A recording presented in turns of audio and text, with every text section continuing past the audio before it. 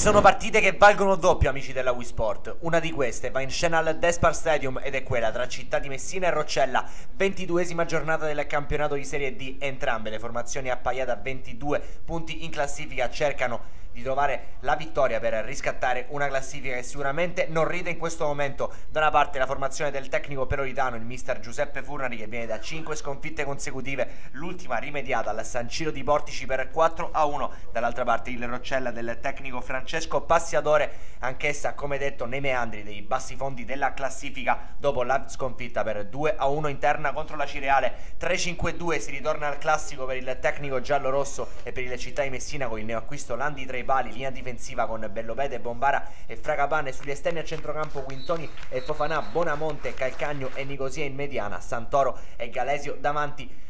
Arbitra la partita il signor Filippo Giaccaglia della sezione di Iesi, sui assistenti Alessio Mangoni e Matteo Camoni, entrambi della sezione di Pistoia. Siamo pronti dunque a raccontarvi del primo tempo che si apre con la battuta del Roccella. La formazione calabrese attaccherà da sinistra verso destra, viceversa la Città di Messina. Subito in avanti i calabresi con un calcio di punizione dal vertice destro dell'area di rigore. Mette dentro la sfera Asselti, non ci arriva nessuno, sfiorano solamente i compagni e l'azione si perde in un nulla di fatto. Dall'altra parte il calcio di punizione anche per il Città di Messina. Sul punto di battuta Bonamonte è uno schema, infatti Calcagno lo pesca in area di rigore. Bonamonte prova a mettere dentro per Galesio, fallo in attacco per l'attaccante argentino ravvisato dal signor Giaccaglia. I due tecnici provano a scuotere le formazioni, sembra aver capito meglio il Roccella che ci prova qui con questa conclusione dalla distanza da parte di Dio Uovo, che però non riesce a incutere timore al portiere Landi. Dall'altra parte invece il Città di Messina che attacca dalla destra, Fofanà serve Santoro, scarta il diretto avversario, riesce a prendere il fondo, pallone a rimorchio verso Nunzio Nicosia, ghiotta occasione per il Città di Messina ma il classe 2000 manda ampiamente alto il pallone. Ancora Città con Calcagno, uno dei migliori della formazione giallorossa, cambia il gioco all'indirizzo di Fofanà, ancora Fofanà a fronte del diretto avversario, crossa dentro, scuffia, ci deve mettere una pezza per mandare il pallone oltre la traversa. Dal corner successivo sarà ancora il Città a rendersi pericoloso, ancora scuffia da allontanare Bombara, il suo un tentativo di tiro totalmente svirgolato, si rivela un assist per Nicosia, ancora Nicosia difende la sfera, serve Santoro, ancora scuffia col piedone a negare la gioia del vantaggio alla Città di Messina.